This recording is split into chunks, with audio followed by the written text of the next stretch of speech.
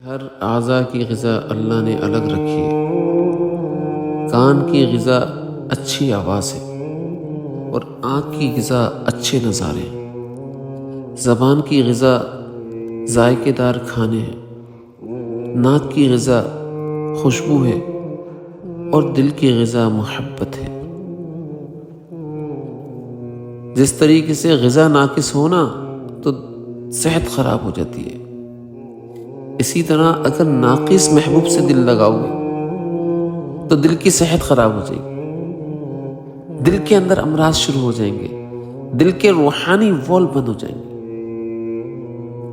اس لیے حضرت فرمایا کرتے تھے کہ بھائی تیرا محبوب بھی کامل ہونا چاہیے، اور تیرا محبوب اللہ نے اپنی ذات کو بنایا ہے۔ ان سارے محبوبوں کو موت آ جائے گی لیکن تیرے محبوب کو موت نہیں آئے گی، لہذا تو اپنا محبوب بنانا چاہتا ہے تو اللہ کو اپنا محبوب بنا اور کسی سے مت دل لگا، اور اپنے دل کو اللہ کی ذات کے اوپر فدا کر دے، دنیا کی چیزوں کے اوپر فدا مت کر۔